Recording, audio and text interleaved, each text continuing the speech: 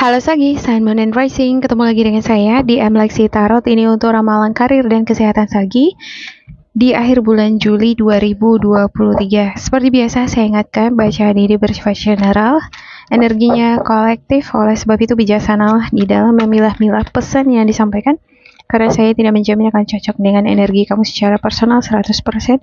Juga jangan diambil hati untuk beberapa pesan yang menurut kamu sensitif atau tidak berkenan dengan suasana hati kamu, karena bacaan ini juga bisa vice versa atau bolak-balik ya. Untuk pesan dan energi yang menurut kamu nggak sesuai dengan kamu bisa jadi bukan milik kamu, melainkan milik atasan kamu, pada kerja, pada bisnis, teman, anggota keluarga, atau bahkan pasangan kamu sendiri yang memiliki pasangan yang mempengaruhi peruntungan kamu di akhir bulan Juli ini. Bisa juga dengan situasi ya, atau kondisi finansial kamu. Ada King of Ariel, successful, stable, accomplished, powerful. Your plans are working out very well. Professional and financial success, using resources wisely. Saya ngerasa ada beberapa di antara kamu yang pengusaha. Dan sembari kamu pengusaha, kamu juga memiliki pekerjaan. Kamu punya pekerjaan, tapi sambilan kamu berusaha gitu ya. Ada sambil-sambilan ini, nggak cuma satu aja yang kamu kerjakan.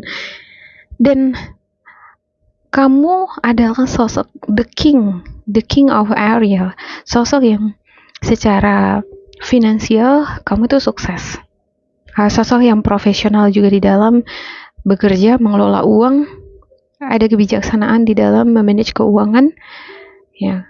Mungkin ya diam-diam kamu sangat irit banget di belakang ya. Kalau di luar saya ngelihat beberapa di antara kamu sangat sociable, interaktif, sangat ramah. Tapi behind the closed door, di belakang itu kamu sebenarnya sangat ketat, ekstra ketat ini di dalam memanage keuangan. Beberapa di antara kamu mungkin terkesan pelit ya, dilihat oleh orang-orang di sekitar kamu. Ada yang bisa merekognisi, mengenali kamu sebagai sosok yang pelit. Sagittarius itu sebenarnya bisa sih ngasih sekian, tapi dia nggak mau ngasih segiti. Ada beberapa di antara orang itu, orang-orang yang dekat sama kamu mengenali kamu sebagai sosok yang pelit. Tapi sebagian besar banyak yang mengenali kamu itu sebagai sosok yang dermawan, ditutupi oleh friendly, sikap yang sociable tadi. Kamu pandai menutupi itu gitu ya. Seenggaknya kalau aku nggak bisa ngebantu secara finansial pun, aku bisa berteman dengan mereka dengan cara-cara yang lain. Semacam itu tuh energi-energi yang saya rasakan di sini untuk Sagi ya. Dan itu bagus banget sih ya. Ada orang kan dia saking pelitnya bahkan berteman pun nggak mau, terakhir nggak ada temennya gitu. Nah kalau kamu di sini enggak, kamu berusaha ngebalance diri kamu ya, hubungan sosial kamu dengan orang-orang di sekitar, dengan cara nge-treat mereka itu dengan ramah, sociable. Nggak harus semuanya dikasih dengan uang kan gitu ya, karena aku juga butuh uang nih untuk ditabung. Banyak biaya-biaya yang harus dipersiapkan untuk ke depan, yang kalau mendadak gimana gitu ya. Pikiran panjang itu jauh ke depan dan itu bagus sih ya. Ada Ten of Swords, Untuk Ten of Swords-nya saya ngerasa ada beberapa di antara kamu ngerasa frustasi, stres. Ada yang mungkin gagal atau mengalami kerugian, kehilangan pekerjaan. Beberapa di antara kamu ada yang gak bisa tidur, kepikiran terus ke situ. Ya, masih dalam keadaan gusar, gelisah, belum bisa tenang. Ya. Sekian-sekian hilang gitu ya kan. Ada beberapa di antara kamu mungkin gak kehilangan benda berharga ya, tapi kehilangan orang terdekat.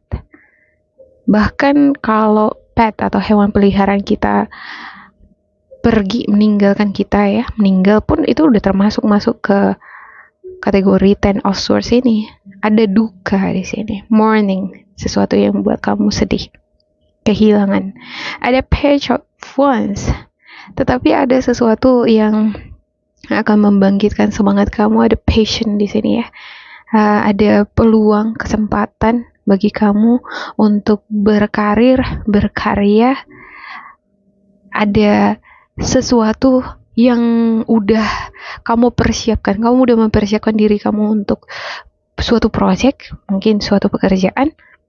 Ya, dan kalau aku kerjain ini, pekerjaan ini berhasil, maka aku dapat untung sekian-sekian gitu. Jadi kamu udah persiapkan diri kamu sedemikian rupa jauh-jauh hari gitu ya.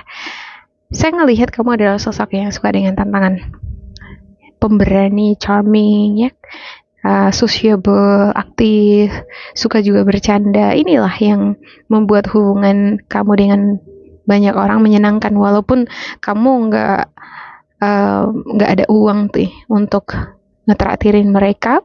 Sebenarnya ada gitu ya kan, tapi karena mikirin untuk masa depan, ini uangnya ini diam-diam ditutupin gitu supaya nggak dikenalin oleh orang-orang ya. Itu bagus banget. Ada the chariot, ada goal oriented, ada sesuatu hal yang ingin kamu capai, ingin kamu dapatkan. Kamu nggak sabar ingin sampai pada tujuan itu. Tentunya ada risiko di sini. Ya, beberapa di antara kamu mungkin ada yang dealing dengan pekerjaan di mana pekerjaan ini risikonya tinggi ya. Dan baru-baru ini mungkin kamu mengalami kehilangan, kerugian di sini. Dan untuk kedepannya, ini sebagai peringatan bagi kamu juga untuk berhati-hati, lebih telaten terhadap diri sendiri dengan apa yang kamu kerjakan. Oke, saya akan buka oracle untuk karir Sagittarius. Kira-kira apa yang akan muncul ya?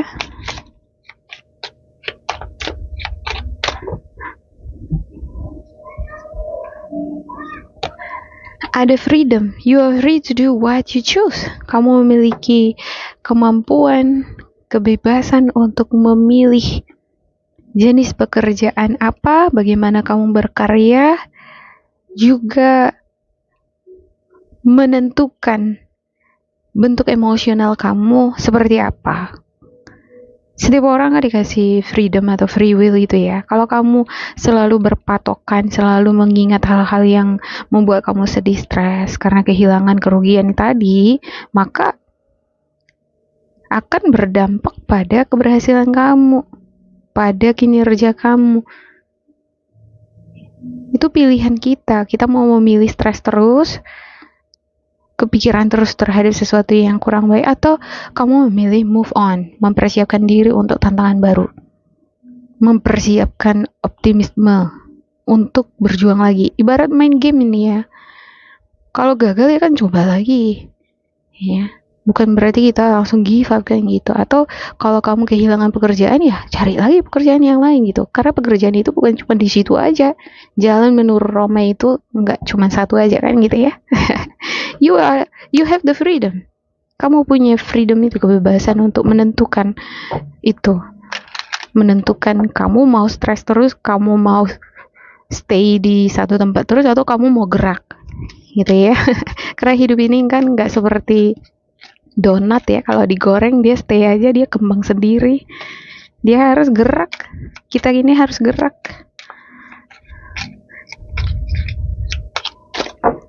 Oke. Yang pertama, donations, tithing, and charitable work. Give joyfully to the organization and people who spiritually support and inspire you, and know that your generosity will be returned to you manifold in miraculous ways.